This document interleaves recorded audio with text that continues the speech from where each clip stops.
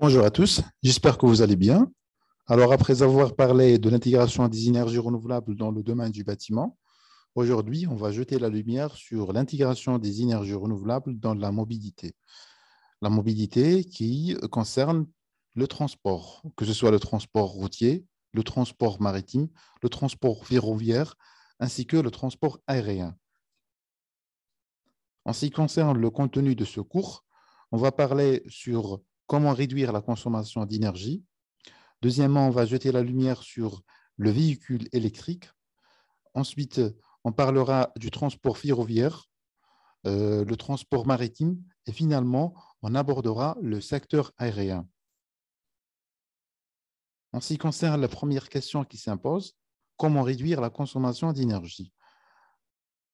Alors, dans le cadre du pacte vert européen, la feuille de route climatique de l'Europe, la Commission européenne s'est engagée en décembre 2019 à réduire les émissions émanant des transports de 90% d'ici 2050 par rapport à 1990 dans l'Union européenne.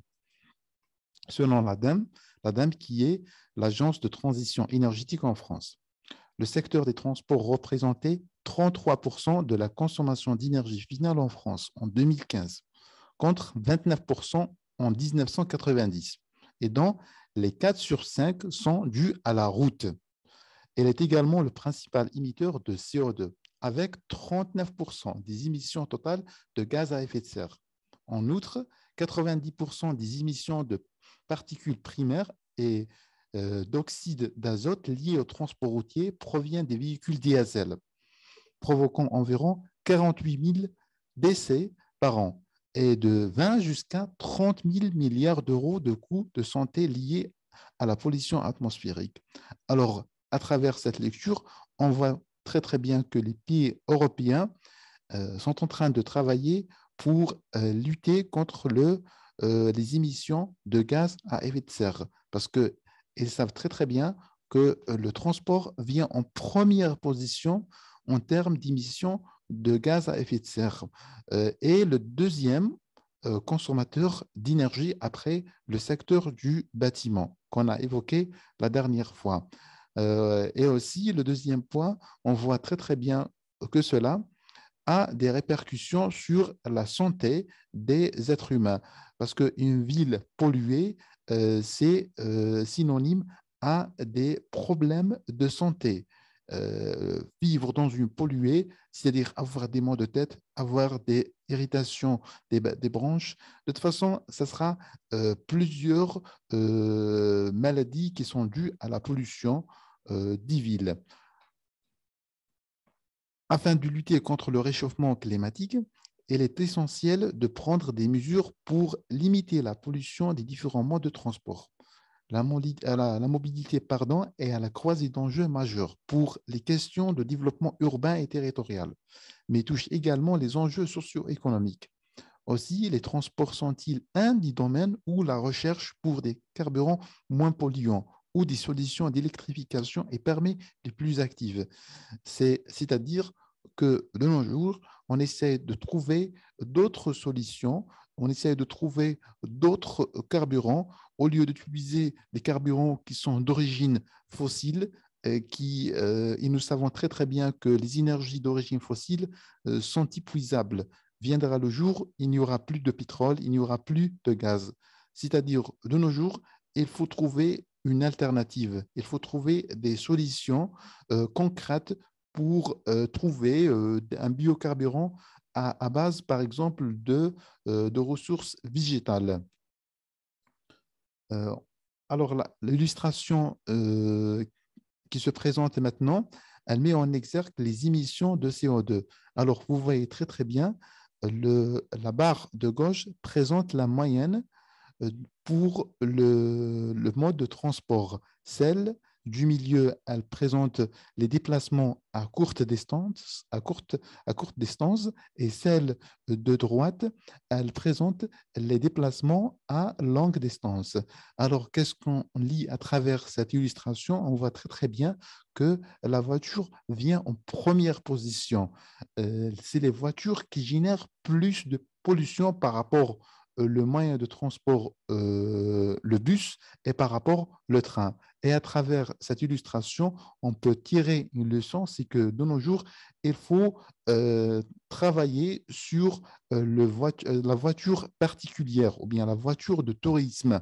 Là, parce qu'elle est émettrice de CO2 et de gaz à effet de serre. Pourquoi? Parce que le parc en termes d'automobiles particuliers a augmenté ces dernières années. Et du coup, il y a trop de pollution. Par contre, il faut essayer de trouver, ou bien il faut essayer de prendre les solutions de transport collectif parce que ça fait partie du développement durable et de cette manière, on pourra réduire les émissions de CO2. Passons à présent aux solutions pour réduire les émissions de CO2. Il y a premièrement l'efficacité énergétique. Pour réduire la consommation d'énergie, il faut d'abord agir sur l'efficacité énergétique du mode de transport, c'est-à-dire diminuer la consommation d'énergie tout en maintenant un niveau de performance finale équivalent. Si les carburants alternatifs sont intéressants pour réduire les nuisances générées par le transport, que ce soit pollution atmosphérique, émissions de CO2, équilibre de la balance commerciale, et ne génère pas forcément une baisse de la consommation de carburant. Alors, c'est un terme très important, l'efficacité énergétique, c'est-à-dire avoir le même rendement, mais avec une consommation énergétique minimale. Autrement dit, c'est-à-dire un véhicule pourra m'assurer le même service, mais avec moins de carburant. Donc, c'est une solution très, très importante pour réduire les émissions de CO2, l'efficacité énergétique. Afin de réduire les émissions et de rendre les transports plus propres, plusieurs mesures peuvent être prises. Premièrement, sur les véhicules eux-mêmes, en jouant sur leur poids, la récupération de chaleur, leur moteur et aussi design. Sur les routes, que ce soit maritimes, routières, etc., on essaie de les optimiser. Sur les zones de transfert et de transit. Aussi, en adaptant le transport choisi, prendre le train plutôt que l'avion, le transport fluvial plutôt que routier, c'est-à-dire prendre le moyen de transport qui ne consomme pas beaucoup d'énergie. Individuellement, former à l'éco-conduite, la limitation de vitesse, c'est-à-dire des gestes qui sont simples, mais qui participent à la protection de l'environnement. Et finalement, en diversifiant les carburants. Malheureusement, de nos jours, on puise justement le carburant qui est d'origine fossile. Mais il y a d'autres carburants, ce qu'on appelle les biocarburants ou bien bio-GNV, ou bien on peut aussi tabler sur l'électrification. Ça aussi, c'est très, très intéressant pour réduire nos consommations d'énergie. La deuxième solution après l'efficacité énergétique, c'est les carburants renouvelables. Alors que le secteur des transports dépend encore à plus de 90% du pétrole, les enjeux climatiques et économiques incitent au développement d'alternatives plus durables. Parce que tout cela, ça fait partie de la philosophie positive dans laquelle on essaie de s'inscrire. C'est le développement durable. Quel que soit le mode de transport, la diversification des sources de carburant est un des leviers pour contribuer à décarboner le secteur et à réduire sa dépendance aux importations énergétiques. Les carburants produits à partir de matières organiques, comme les biocarburants ou agrocarburants, ou encore ceux produits à partir de biogaz, comme le biométhane, représentent une alternative aux carburants fossiles, car ils rejettent beaucoup moins de polluants atmosphériques et d'émissions de CO2. Alors, passons au deuxième volet de notre cours, qui est le véhicule électrique. L'électrification est également un des leviers pour réduire l'impact climatique du transport et répondre aux enjeux de la qualité de l'air. Dans le transport par route, par bateau ou par avion, le vecteur électrique est en plein développement, présente des perspectives d'avenir. Alors, vous voyez très très bien la répartition, pardon. Alors, vous voyez très, très bien la répartition des émissions de CO2 du transport routier. On voit très, très bien que la voiture particulière diesel vient en première position avec 43%, suivi du poids lourd diesel, 22%. Ensuite, il y a les véhicules utilitaires légers diesel. Alors, la différence qui existe entre le véhicule utilitaire et la voiture particulière, c'est que le véhicule utilitaire, il est conçu à des fins professionnelles, alors que la voiture particulière, donc, elle est conçue pour le déplacement des passagers. Alors, on voit très, très bien que la voiture particulière, elle vient en première position avec 43%. C'est-à-dire, il faut vraiment travailler là-dessus, sur cette voiture particulière ou bien cette voiture de tourisme pour réduire les émissions de CO2. Qu'est-ce qu'un véhicule électrique? Un véhicule électrique comporte un moteur électrique pouvant être alimenté par deux moyens. Premièrement, soit en tout électrique, battery electric vehicle. Les véhicules sont équipés d'une batterie à grande capacité qui doit être rechargée à l'arrêt sur prise fixe. Donc, il y a des stations-service qui offrent ce genre de rechargement. C'est-à-dire, on peut recharger sa voiture, mais lorsqu'elle est adaptée, ou bien on peut recharger son véhicule électrique grâce à une prise fixe au niveau de ce véhicule-là. Il y a le deuxième moyen, soit en électrique à hydrogène. Les véhicules sont dotés d'une pile à combustible qui transforme l'hydrogène en électricité.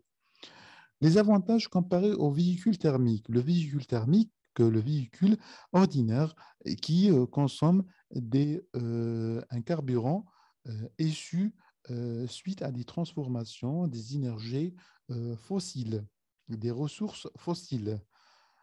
Premièrement, la réduction de la dépendance du pétrole importé. Deuxièmement, deuxième avantage, c'est la réduction des émissions de gaz à effet de serre à l'usage, à condition que l'électricité utilisée pour recharger le véhicule soit faiblement carbonée, voire renouvelable. Troisièmement, réduction des polluants responsables de la dégradation de la qualité de l'air. Troisièmement, la réduction du bruit. Un, un moteur thermique, ce n'est pas comme un moteur électrique. C'est pas le même niveau de bruit. C'est pas le même niveau de décibels. Euh, Passons à présent au transport ferroviaire, qui est le troisième volet de notre cours d'aujourd'hui. Alors, le transport ferroviaire, qui englobe le transport des marchandises et des passagers, est l'un des moyens de transport les plus importants en France aujourd'hui. Or, il s'agit d'un secteur peu émetteur CO2. Comme la voiture, le train peut fonctionner avec deux types de moteurs, c'est-à-dire la même chose, la voiture ou le transport ferroviaire ou bien le train. Il y a moteur, que ce soit en utilisant le charbon auparavant, aujourd'hui diesel, ou bien deuxième fonctionnement électrique, à batterie ou à hydrogène, afin de réduire les émissions.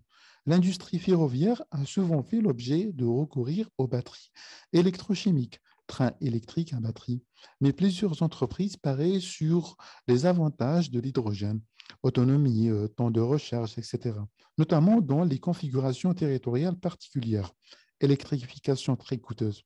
L'hydrogène est donc une alternative prometteuse pour la sortie du diesel. Passons maintenant au quatrième volet de notre cours, qui est le secteur maritime.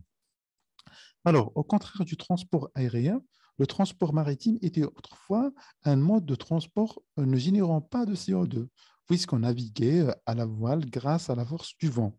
Aujourd'hui, toutefois, elle est responsable de près de 3% des émissions mondiales de gaz à effet de serre. En 2018, les émissions de CO2 dues au transport maritime atteignaient 693 mégatonnes. L'Organisation maritime internationale a fixé un objectif de réduction des émissions de gaz à effet de serre de moins de 50% d'ici à 2050, avec des objectifs de courte durée pour 2030. Alors, vous voyez très, très bien donc l'illustration de ces propos sur cette figure-là, qui met en exergue les émissions de CO2 pour le transport international. On voit très, très bien à partir de 2018, si on suit le scénario développement durable, donc il y aura une baisse d'émissions de CO2. Encore une fois, les navires peuvent fonctionner avec un moteur thermique et en imitant plus ou moins de CO2 en fonction du carburant choisi ou grâce à un moteur électrique qui permet de décarboner le transport lorsque celui-ci est en marche, puis l'ensemble de la chaîne, si l'hydrogène ou l'électricité sont produits de manière verte. Passons maintenant au cinquième volet de notre cours, qui est le secteur aérien. Alors, le transport aérien présente 15% des consommations énergétiques en France. Au niveau européen, il représente près de 3,5% des émissions totales de gaz à effet de serre, avec néanmoins des émissions en forte croissance depuis les années 90. De plus, les avions rejettent leurs émissions à la limite de la troposphère, qui fait partie d'une couche d'ozone de la troposphère où le potentiel d'impact sur le réchauffement climatique est démultiplié. En effet, la combustion à haute altitude perturbe les cycles d'autres gaz à effet de serre, et notamment le NOx et le méthane. Les biocarburants. Plusieurs filières de biocarburants ont déjà été certifiées, ont permis d'effectuer plusieurs milliers de vols commerciaux depuis 2011. Mais le coût de production est supérieur, de l'ordre du double, à celui du carburant fossile. En outre, elle repose pour l'essentiel sur des bioressources limitées, parfois importées ou déjà en grande partie mobilisées par d'autres usages. Selon un rapport du ministère de l'Agriculture de novembre 2015, les biocarburants aéronautiques sont classés en 3 générations. Alors, il y a 3 générations. Il y a premièrement les carburants de première génération à partir de cultures comme colza, ou palme, betterave ou canne à sucre, filière de production principale des biocarburants routiers. Certainement, la question ici se pose comment on obtient donc un biocarburant à partir du colza. Eh bien, tout simplement, donc on va, une fois planté cette plante qui s'appelle le colza, on va essayer de récupérer ces graines. Et en broyant ces graines, on peut obtenir une huile qui sera utilisée à des fins donc de biocarburant par la suite. Et la même chose pour les autres types comme palme, betterave ou canne à sucre. Deuxièmement, les carburants de deuxième génération. 3 filières existent à partir de l'huile de récupération, à partir de résidus de bois, éventuellement de déchets urbains organiques transformés par gasification, à partir du traitement biologique des sucres, betterave, canne à sucre, lignocellulose. Et troisièmement, les produits de troisième génération, ils sont seulement au stade de la recherche et d'ici en laboratoire, à partir de microalgues autotrophes notamment. Voilà en ce qui concerne les 3 générations de biocarburants. Passons à présent à l'avion électrique. Traditionnellement, un avion comporte 4 vecteurs d'énergie: thermique, hydraulique, pneumatique et électrique. L'électrification de l'ensemble de l'appareil n'est pas pour demain, notamment parce qu'il n'existe pas de batterie assez puissante pour un avion avec un nombre de passagers important. Néanmoins, des systèmes hybrides commencent à voir le jour. Un exemple, historiquement, 3 réseaux hydrauliques indépendants permettaient d'actionner les gouvernes d'un avion, désormais sur les A380 et les A350. L'un d'eux est électrique. Alors, l'exemple phare que vous voyez sur cette illustration, c'est Solar Impulse. C'est un avion sans carburant. Solar Impulse, c'est quoi? C'est le premier avion à avoir effectué un tour du monde sans carburant ni émissions polluantes pendant le vol. Solar Impulse, donc c'est un projet porté par Bertrand et André, qui a fait un tour du monde de 40 000 km avec escale, sans une goutte de carburant. L'avion est en fibre de carbone de 72 mètres et pèse 2,3 tonnes. Elle est équipée d'un seul siège. L'avion embarque à son bord 270 mètres carrés de cellules photovoltaïques, comme vous voyez sur cette illustration-là, ainsi que 600 kg de batteries de lithium qui sont rechargées durant la journée afin de lui permettre de contribuer à voler la nuit. Le prêt à pied pour cet exploit reste une vitesse assez faible de 70 km par heure de moyenne et une grande sensibilité aux turbulences. Alors, on voit très, très bien. Donc, certes, pendant la journée, la vitesse de cet avion augmente parce qu'il y a la lumière et cette lumière du soleil donc, va être transformée en électricité grâce à ces panneaux photovoltaïques qui sont installés au niveau de cet avion. Cela d'une part, donc ça permet l'énergie donc, qui est, ça sera utilisé pour le vol et aussi ça sera stocké au niveau des batteries. On, pendant la nuit, donc la vitesse de cet avion baisse sensiblement, donc c'est-à-dire arrête d'augmenter sa vitesse sensiblement pour ne pas épuiser toute la batterie et ainsi de suite. De toute façon, c'est un exemple phare d'un avion sans carburant qui a fait le tour du monde. Voilà, merci de votre attention. Je vous donne un rendez-vous avec un autre cours. D'ici là, portez-vous bien et à bientôt.